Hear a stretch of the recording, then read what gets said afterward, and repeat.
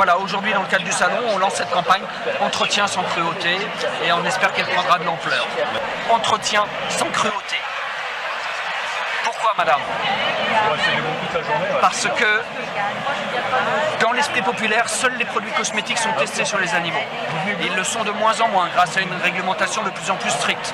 Ils le sont toujours encore un peu. Par contre, les gens, même des militants des fois, même des gens sur la voie du véganisme, ne savent pas que tous les produits d'entretien sont testés sur les animaux. Et ils le sont de manière très sévère, avec des tests très cruels de toxicité plus ou moins aiguë. Je vous passe les détails. Donc nous, on est là pour lancer une campagne à l'occasion du salon qui s'appelle Entretien sans cruauté et qui est destinée à expliquer qu'il y a deux voies pour ne pas cautionner pour les produits d'entretien, pour ne pas cautionner les tests sur les animaux. C'est soit on fait les produits soi-même, et là on met des ouvrages à disposition, soit on achète des marques qui sont pour l'instant encore en magasin bio. Et là on a mis une sélection de grandes marques de produits d'entretien. Et vous avez toute la gamme des produits d'entretien, madame, qui est disponible en bio, non testés sur animaux et la plupart véganes. Et des produits d'entretien et ils achètent sans savoir que c'est les pires des tests. La toxicité aiguë, c'est les pires des tests qu'on fait sur les rats et les rongeurs.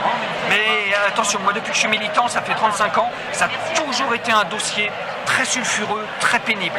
Tout ce qui est marque cosmétique, entre ce qu'on vous dit, ce qui est fait, les infos, les secrets industriels que vous ne pouvez pas avoir, vous ne pouvez pas tout savoir. Vous avez même, et c'est un scandale, je ne sais plus qui, une marque sous-traitait ces tests in vitro, c'est-à-dire sans animaux, à un prestataire qui faisait à côté des tests in vitro. Dans une pièce, vous aviez des cochons d'Inde qui étaient torturés à mort avec des produits, et dans l'autre pièce, parce que le client avait demandé, c'était des tests sur des cellules.